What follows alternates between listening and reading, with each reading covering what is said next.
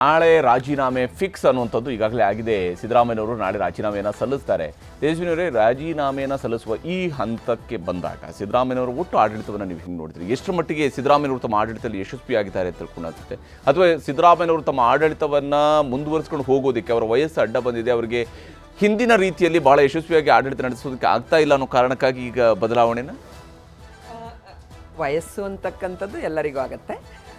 ಅವರಿಗೆ ಒಂದು ತೃಪ್ತಿ ಇದೆ. ಅಂದರೆ JDS ಅಲ್ಲಿ ತುಂಬ ಅವಮಾನಗಳನ್ನು ಅನುಭವಿಸಿದ್ರು, ಹ್ಯುಮಿಲಿಯೇಷನ್ ಆಗಿತ್ತು ಅವರಿಗೆ. ಅದರ ನಡುವೆ ಅಂಥ ಸಂದರ್ಭದಲ್ಲಿ ಅವರೇನು ಕಾಂಗ್ರೆಸ್ನ ಬೆಂಬಲಿಗರಾಗಿರಲಿಲ್ಲ.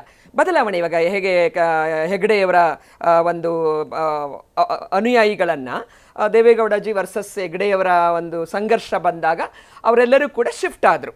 ನಮ್ಮ ಕೃಷ್ಣ ಬೈರೇಗೌಡರು ಎಲ್ಲ ಯಂಗ್ಸ್ಟರ್ಸು ಮತ್ತು ಎಲ್ಡರ್ಸು ಶಿಫ್ಟ್ ಆದರು. ಆ ಸಂದರ್ಭದಲ್ಲಿ ಸಿದ್ದರಾಮಯ್ಯನವರು ಪಕ್ಷಕ್ಕೆ 2006ರಲ್ಲಿ ಬಂದಾಗ ಖಂಡಿತ ಪಾರ್ಟಿ ಅವರ ನಾಯಕತ್ವಕ್ಕೆ ವಿಶ್ವಾಸ ಇಡ್ತು ಮತ್ತು ಅವರಿಗೆ ಅವಕಾಶಗಳನ್ನು ಮಾಡಿಕೊಡ್ತು. ಅವರು ಕೂಡ ಇನ್ ರಿಟರ್ನ್ ಪಕ್ಷಕ್ಕೆ ಒಂದು ಪ್ರತಿಫಲವನ್ನು ತಂದುಕೊಟ್ಟರು. ಅವಿರತವಾಗಿ ದುಡಿದಿದ್ದಾರೆ. ಅನೇಕ ನಾಯಕರನ್ನು, ಎಲ್ಲ ಸಮಾಜದ ನಾಯಕರನ್ನು ಬೆಳೆಸಿದ್ದಾರೆ.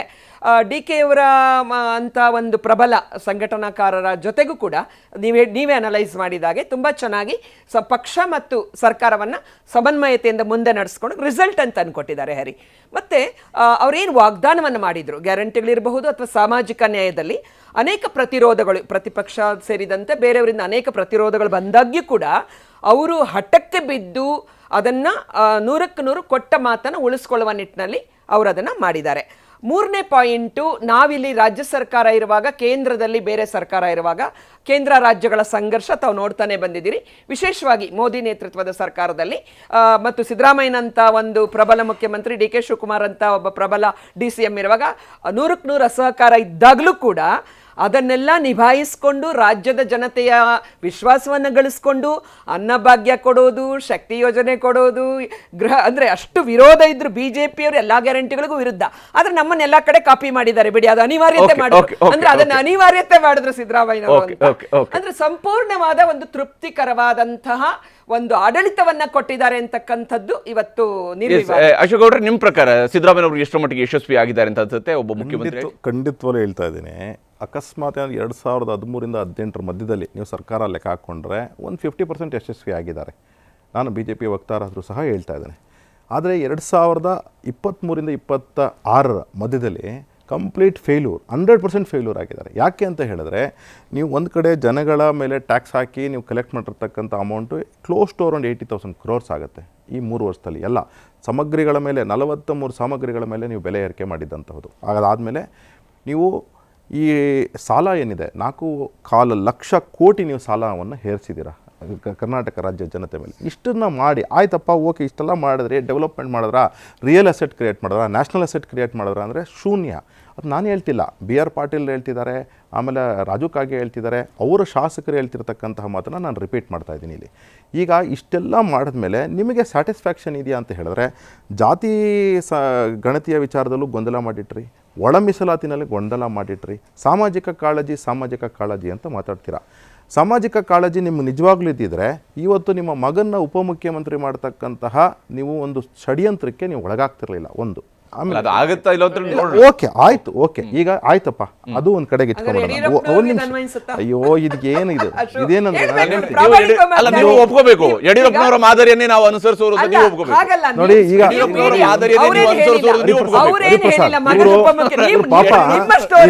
ಈಗ ನಾನು ತುಂಬಾ ವಿಚಾರಗಳಿಗೆ ಹೋಗದೆ ಸ್ಟ್ರೈಟ್ ಫಾರ್ವರ್ಡ್ ಆಗಿ ಹೇಳ್ತಾ ಇದ್ದೀನಿ. ಏನು ಅಂತ ಹೇಳಿದ್ರೆ, ನೀವು OBC ಸಮುದಾಯಗಳನ್ನ ಎಷ್ಟರ ಮಟ್ಟಕ್ಕೆ ಮೇಲೆತ್ತಕ್ಕಂಥ ಕೆಲಸ ನೀವು 8 ವರ್ಷ ಮುಖ್ಯಮಂತ್ರಿ ಅವಧಿನಲ್ಲಿ ಮಾಡಿದ್ದೀರಾ, 17 ಬಜೆಟ್ಗಳಲ್ಲಿ ಮಾಡಿದ್ದೀರಾ. ಯಾಕೆ ಅಂತ ಹೇಳಿದ್ರೆ, ನೀವು 330 ಚಿಲ್ಲರೆ ಏನು ಡೆವಲಪ್ಮೆಂಟ್ ಬೋರ್ಡ್ಸ್ ಇದೆ, ಆ ಡೆವಲಪ್ಮೆಂಟ್ ಬೋರ್ಡ್ಸು ಡೆವಲಪ್ಮೆಂಟ್ ಕಾರ್ಪೊರೇಷನ್ ದುಡ್ಡೇ ಕೊಟ್ಟಿಲ್ಲ ಅಂತಕ್ಕಂಥದ್ದು ವಾಸ್ತವ. ಅದನ್ನು ನೀವು ಉತ್ತರ ಕೊಡಬೇಕು ಮುಖ್ಯಮಂತ್ರಿಗಳು. ಆಯ್ತು, ಇದೆಲ್ಲ ಒಂದು ಕಡೆಗಾಯ್ತು ಅಂತಂದರೆ, ನೀವು ಇವತ್ತು ಅಕಸ್ಮಾತ್ ಏನಾದರೂ ಬದ್ಧತೆ ಇದ್ದಿದ್ರೆ, ನಮಗೆ ಗೊತ್ತಿದ್ದೇನು ಅಂತ ಹೇಳಿದ್ರೆ, ದೇವರಾಜ ಅರಸು ರೆಕಾರ್ಡ್ ಬ್ರೇಕ್ ಮಾಡ್ತಾರೆ, ಅದಾದಮೇಲೆ ನಾನು ಬಿಟ್ಕೊಡ್ತೀನಿ ಅಂತ ಹೇಳ್ತಕ್ಕಂತಹ ಮಾತನ್ನು ಹೇಳಿದರು. ಯಾರು?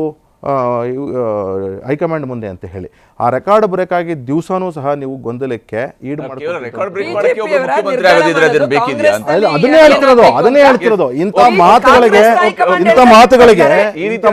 ಕಡಿಮೆನೇ ಇಲ್ಲ ಅಂತ. ಕಡೆದಾಗಿ ಕಾಂಗ್ರೆಸ್ ಬಿ ಎಸ್ ಅರುಣ್ ಅವರೇ, ತಮ್ಮ ಪ್ರಕಾರ ಸಿದ್ದರಾಮಯ್ಯನವರು ಎಷ್ಟರ ಮಟ್ಟಿಗೆ ಒಬ್ಬ ಮುಖ್ಯಮಂತ್ರಿಯಾಗಿ ಯಶಸ್ವಿಯಾಗಿದ್ದಾರೆ ಮತ್ತು ಇದು ಅವರ ವಯಸ್ಸಿನ ಕಾರಣಕ್ಕಾಗಿ ಈಗ ಬದಲಾವಣೆ ಮಾಡೋದಕ್ಕೆ ಹೊರಟಿರೋದು ಅನ್ನೋ ರೀತಿಯಲ್ಲಿ ವ್ಯಾಖ್ಯಾನಿಸೋದಕ್ಕೆ ಸಾಧ್ಯ ಆಗತ್ತಾ? ಸಿದ್ದರಾಮಯ್ಯನವರು ಬಯಸಿರುವಂಥದ್ದೇನು, ಹೈಕಮಾಂಡ್ ಹೇಳಿದ್ರೆ ನಾನು 5 ವರ್ಷ ಕೂಡ ಮುಖ್ಯಮಂತ್ರಿ ಆಗಿರಬಲ್ಲೆ ಅನ್ನೋಂತ ಹೇಳ್ತಿದ್ರು. ಹೀಗಾಗಿ ಅವರ ಬೆಂಬಲಿಗ ವರ್ಗ ಸಿದ್ದರಾಮಯ್ಯನವರ ರಾಜೀನಾಮೆಯನ್ನು ಅದೊಂದು ಸ್ವಯಂ ಪ್ರೇರಿತ ಹೈಕಮಾಂಡ್ ಹೇಳಿದಕ್ಕಾಗಿ ಮಾಡಿದೆ ಅನ್ನೋದನ್ನ ಅಷ್ಟೇ ಈಸಿಯಾಗಿ ತೆಗೆದುಕೊಂಡು ಹೋಗುತ್ತಾ, ಯಾವುದೇ ರೀತಿಯಿಂದ ಗೊಂದಲ ಇಲ್ಲದೆ ಸಿದ್ದರಾಮಯ್ಯನವರ ನಾಯಕತ್ವ ಜೊತೆಗೆ ಕಾಂಗ್ರೆಸ್ನ ನಾಯಕತ್ವ ಜೊತೆಗೇನೆ ತನ್ನ ನಿಷ್ಠೆಯನ್ನು ಇಟ್ಕೊಂಡು ಹೋಗುತ್ತೆ ಅಂತೇಳಿ ಅನ್ಸುತ್ತಾ ಅವರನ್ನ ಬೆಂಬಲಿಸುವಂಥ ಒಂದು ಮತದಾರ ವರ್ಗ? ಹರಿ, ಇದಕ್ಕೆ ಮುಂಚೆ 2 ವಿಷಯಗಳನ್ನು ಹೇಳಕ್ಕೆ ಇಷ್ಟಪಡ್ತೀನಿ. ಒಂದು, ಸಿದ್ದರಾಮಯ್ಯ ಅವರ 5 ವರ್ಷಗಳ ಆಡಳಿತ 2013ರಿಂದ ಇದು ಅವರ ಆಡಳಿತವನ್ನು ಮೆಚ್ಚಿಕೊಂಡವರಲ್ಲಿ ನಾನು ಒಬ್ಬ. ಏನೋ ಆ ಒಂದು ಆಡಳಿತ ಏನಿತ್ತು, ಅದರ ಕಂಟ್ರೋಲ್ ಹೇಗಿತ್ತು, ಅದರ ಪಾಲಿಸೀಸ್ ಏನಿತ್ತು, ಅವ್ರು ಏನೇನು ಸ್ಕೀಮ್ಗಳನ್ನ ಜಾರಿ ಮಾಡಿದ್ರು, ಇದ್ರಲ್ಲೆಲ್ಲ ಒಂದು ರೀತಿಯ ಜನರಿಗೆ ಒಂದು ಹೆಲ್ಪ್ ಆಗುವಂತಹ ಒಂದು ವಿಷಯಗಳನ್ನ ನಾವು ನೋಡ್ತಾ ಇದ್ವಿ. ಆದ್ರೆ 2023ರಿಂದ ಇಲ್ಲಿವರೆಗೆ ಇದೆಯಲ್ಲ, ಇದು ಒಂದು ರೀತಿಯಲ್ಲಿ ಪೀಪಲ್ ಆರ್ ಡಿಸಪಾಯಿಂಟೆಡ್ ಅಂತ ನನ್ಗನ್ಸುತ್ತೆ. ಸಿದ್ದರಾಮಯ್ಯ ಅವರಿಗೆ ಏನು ಕಂಟ್ರೋಲ್ ಇತ್ತು ಹಿಂದೆ 2013ರಿಂದ, ಆ ಕಂಟ್ರೋಲ್ ಈ ಒಂದು ಸರ್ಕಾರದಲ್ಲಿ ಇರ್ಲಿಲ್ಲ. ಇನ್ನೊಂದೇನಂದ್ರೆ, ನೀವು ಗ್ಯಾರಂಟಿಗಳನ್ನ ಕೊಟ್ಬಿಟ್ಟು, ಗ್ಯಾರಂಟಿನ ನಾನು ಅಪೋಸ್ ಮಾಡ್ತಾ ಇಲ್ಲ, ಆದ್ರೆ ಅರ್ಹರಿಗೆ ಮಾತ್ರ ಸಿಗ್ಬೇಕು ಈ ಗ್ಯಾರಂಟಿಗಳು ಅನ್ನುವ ಅಂಶನ ಪ್ರತಿಪಾದಿಸೋದ್ರಲ್ಲಿ ನಾನು ಒಬ್ಬ. ಯಾವಾಗ ನೀವು ಎಲ್ರಿಗೂ ಗ್ಯಾರಂಟಿಗಳನ್ನ ಕೊಡ್ತೀರಿ, ಬಜೆಟ್ ಮೇಲೆ ವಿಪರೀತ ಹೊರೆ ಆಯ್ತು. ಆ ಹೊರೆನ ಕಡಿಮೆ ಮಾಡೋದಕ್ಕೆ ನೀವು ಸಿಕ್ಕಾಪಟ್ಟೆ ಟ್ಯಾಕ್ಸ್ ಗಳನ್ನ ಹಾಕಕ್ ಶುರು ಮಾಡಿದ್ರಿ. ವಾಟರ್ ರೇಟ್ ಜಾಸ್ತಿ ಆಯ್ತು, ಎಲೆಕ್ಟ್ರಿಸಿಟಿ ರೇಟ್ ಜಾಸ್ತಿ ಆಯ್ತು, ಮಿಲ್ಕ್ ಅಫ್ಕೋರ್ಸ್ ಗವರ್ಮೆಂಟ್ಗೆ ಬರೋದಿಲ್ಲ, ಆದ್ರೂ ಅದರದ್ದು ಹೆಚ್ಚಳ ಆಯ್ತು. ನೀವು ಲ್ಯಾಂಡ್ ರಿಜಿಸ್ಟ್ರೇಷನ್ ಚಾರ್ಜಸ್ ಅನ್ನು ಜಾಸ್ತಿ ಮಾಡಿದ್ರಿ. ಹೀಗೆ ಎಲ್ಲದ್ರ ಬೆಲೆ, ಅದ್ರ ಮೇಲೆ ಈಗ ಕೇಂದ್ರ ಸರ್ಕಾರದಿಂದ ಆಗುವಂತ ಹೊರೆ, ಈ ಪೆಟ್ರೋಲ್ ಡೀಸೆಲ್ ಇವುಗಳದ್ದು, ಇದೆಲ್ಲ ಸೇರ್ಕೊಂಡು ಜನ ಒಂದು ರೀತಿಯ ಜನಕ್ಕೆ ಇದು ಏನೋ people are annoyed with this in the last 2-3 years. ಪ್ರತಿ ಹಂತದಲ್ಲೂ ಕೂಡ ಜನ ಏನ್ ನೋಡ್ತಾ ಇದ್ರು, ಈ ಒಂದು ಈ ಅಧಿಕಾರಕ್ಕಾಗಿ ಕಚ್ಚಾಟ, ಇನ್ನೊಂದು ಈ ರೀತಿಯ ಒಂದು ಬೆಲೆ ಏರಿಕೆ, ಜನ ಒಂದು ರೀತಿ ರೋಸ್ ಹೋಗಿದ್ರು ಅಂತ ನನ್ಗನ್ಸತ್ತೆ. ಓವರ್ ಆಲ್ ಈ 3 ವರ್ಷದ ಆಡಳಿತ ಏನಿದೆ ಅದು ಕ್ವೈಟ್ ಡಿಸಪಾಯಿಂಟಿಂಗ್ ಅಂತ ನನ್ಗನ್ಸುತ್ತೆ. ಇನ್ನು ಮುಂದೆ ಹೇಗಾಗತ್ತೆ, ಈಗ ಇನ್ನೊಂದು ವಿಷಯ, ಈ ಒಂದು ಜನರ ಒಂದು ಅಸಮಾಧಾನ ಬಹುಶಃ ಕಾಂಗ್ರೆಸ್ ಹೈಕಮಾಂಡ್ ಕೂಡ ಗಣನೆಗೆ ತಗೊಂಡಿದ್ದ ಇದರಲ್ಲಿ ಅಂತ ನನ್ಗನ್ಸುತ್ತೆ. ಸೊ ಈಗ ಆಗ್ಬೇಕಾದಂತ ಕೆಲಸ ಒಂದು ರೀತಿಯ ಫೇಸ್ ಲಿಫ್ಟ್ ಈ ಗವರ್ಮೆಂಟ್ಗೆ. ಯಾಕಂದ್ರೆ ಇನ್ನ 2 ವರ್ಷ ಏನಿದೆ ಅದು ತುಂಬಾ ಕ್ರೂಷಿಯಲ್ ಆಗಿರುತ್ತೆ ಪಾರ್ಟಿಗೆ. ಪಾರ್ಟಿ ಇಮೇಜ್ ಅನ್ನ ರಿಫರ್ಬಿಶ್ ಮಾಡ್ಕೊಂಡು, ಈ ಒಳ್ಳೆ ಇಮೇಜ್ ನ ತಗೊಂಡು ಇನ್ನೂ ಒಳ್ಳೆ ಸ್ಕೀಮ್ಗಳನ್ನ ಹಾಕೊಂಡು, ಆದ್ರೆ ಅದರಲ್ಲಿ ಹಣ ಏನ್ ಬರುತ್ತೆ ಸ್ಕೀಮ್ಗಳಿಗೆ ಅದು ಐ ಡೋಂಟ್ ನೋ. ಅದು ಹೇಗೆ ಹಣದ ಕ್ರೋಢೀಕರಣ ಆಗತ್ತೆ, ಅದನ್ನ ಹೇಗೆ ಇಂಪ್ಲಿಮೆಂಟ್ ಮಾಡ್ತಾರೆ. ಶಿವಕುಮಾರ್ ಅವರಿಗೆ ಒಂದಿದೆ, ನಾನು ದೊಡ್ಡ ಪ್ರಾಜೆಕ್ಟ್ ಗಳನ್ನ ಮಾಡ್ಬೇಕು ಅಂತ, ಅದನ್ನ ನಾವು ನೋಡಿದ್ದೀವಿ. ಈ ಟನಲ್ ಪ್ರಾಜೆಕ್ಟ್ ಆಗಿರ್ಬೋದು, ಅಥವಾ ಸ್ಕೈ ಸ್ಕೈಡೆಕ್ ಅಥವಾ ಸ್ಕೈಡೆಕ್ ಪ್ರಾಜೆಕ್ಟ್, ಈ ತರ ಒಂದು ದೊಡ್ಡ ಪ್ರಾಜೆಕ್ಟ್ ಮಾಡಿ ನನ್ನ ಹೆಸರು ಅಜರಾಮರವಾಗಿ ಉಳಿಬೇಕು ಅನ್ನೋ ಒಂದು ಹಂಬಲ ಅವ್ರಿಗೆ ಇದ್ದಂಗೆ ಕಾಣಿಸುತ್ತೆ. ಇನ್ನು ಮುಂದೆ ಯಾವ ತರದ ಪ್ರಾಜೆಕ್ಟ್ ಗಳನ್ನ ತರ್ತಾರೆ, ಅದಕ್ಕೆ ಹಣ ಹೇಗೆ ಕ್ರೋಢೀಕರಣ ಮಾಡ್ತಾರೆ ಅಂತ ನೋಡ್ಬೇಕಾಗಿದೆ. ಸೊ ಇದರಲ್ಲಿ ಮುಖ್ಯವಾಗಿದ್ದು ಕಾಂಗ್ರೆಸ್ನ ಇಮೇಜ್ ಅನ್ನ ಇಂಪ್ರೂವ್ ಮಾಡ್ಬೇಕಾಗಿದೆ ಅಂತದ್ದು. ಇದರಲ್ಲಿ ಒಂದು ಬಿಜೆಪಿ ಬಗ್ಗೆ ಮಾತಾಡ್ಬೇಕು ಅಂದ್ರೆ, ಕಾಂಗ್ರೆಸ್ ಈ ಸಿದ್ದರಾಮಯ್ಯ ಅವರ ಆಡಳಿತ ಎಷ್ಟು ಫೇಲ್ ಆಗಿದೆ, ಅಷ್ಟು ಮಟ್ಟಿಗೆ ಬಿಜೆಪಿ ಕೂಡ ಫೇಲ್ ಆಗಿದೆ. ಅವರ ಒಂದು ಆಡಳಿತದ ನ್ಯೂನತೆಗಳನ್ನ ಎತ್ತಿ ತೋರ್ಸಕ್ಕೆ, ಅಥವಾ ಒಂದು ಪಾಪ್ಯುಲರ್ ಮೂವ್ಮೆಂಟ್ ಆಗಿ ಅದನ್ನ ಕನ್ವರ್ಟ್ ಮಾಡೋದಕ್ಕೆ ಬಿಜೆಪಿ ಕೂಡ ಅಷ್ಟೇ ಒಂದು ಫೇಲ್ಯೂರ್ ಆಗಿದೆ ಅಂತ ನನ್ಗನ್ಸುತ್ತೆ. ಎಸ್, ಧನ್ಯವಾದ ಅರುಣ್ ಅವರ ಇಷ್ಟೊತ್ತು ನಮ್ಮ ಜೊತೆಗೆ ಜಾಯ್ನ್ ಆಗೋದಕ್ಕಾಗಿ. ಕ್ಷಮಿಸಿ ತೇಜಸ್ವಿನಿ, ಸಮಯದ ಅಭಾವ. ಅವರಿಗೆ ಏಜ್ ಫ್ಯಾಕ್ಟರ್ ಇದ್ದಿದ್ರೆ, ಏಜ್ ಫ್ಯಾಕ್ಟರ್ ಕಾರಣ ಆಗಿದ್ದಿದ್ರೆ ಕೇಂದ್ರಕ್ಕೆ ಕರೀತಿರ್ಲಿಲ್ಲ ನಿಮ್ಮ ವ್ಯಾಖ್ಯಾನದ ಪ್ರಕಾರ. ಮತ್ತೆ ಬಿಜೆಪಿಯ ಅಸಹಕಾರದಿಂದಾನೇ ಇವತ್ತು ರಾಜ್ಯಕ್ಕೆ ಹೊರೆಯಾಗ್ತಾ ಇರ್ತಕ್ಕಂಥದ್ದು. ತೇಜಸ್ವಿನಿ ಅವರು ಬಾಯಿ ಬಿಟ್ಟರೆ ಬರೀ ಸುಳ್ಳು ಮಾತಾಡ್ತಾರೆ, ಬರೀ ಸುಳ್ಳು. ಕಾಂಗ್ರೆಸ್ ಹೋಗಿದ್ ಕೂಡ ಸುಳ್ಳು, ಕಾಂಗ್ರೆಸ್ ದೇವತೆ ಸುಳ್ಳು ಮುಟ್ಬಿಟ್ರೆ ಸುಳ್ಳು, ಈಗ ರಾಜೀನಾಮೆ ಕೊಡೋದು ಮಾತ್ರ ಬಾಕಿ ಉಳಿದಿದೆ. ಮುಂದಿನ ಮುಖ್ಯಮಂತ್ರಿಯ ಆಯ್ಕೆಯ ಪ್ರಕ್ರಿಯೆ ಸಿದ್ದರಾಮಯ್ಯನವರ ರಾಜೀನಾಮೆಯ ನಂತರ ಶುರುವಾಗತ್ತೆ. ಶಿವಕುಮಾರ ಪರ್ವ ಅಲ್ಲಿಂದ ಆರಂಭ ಆಗುತ್ತೆ.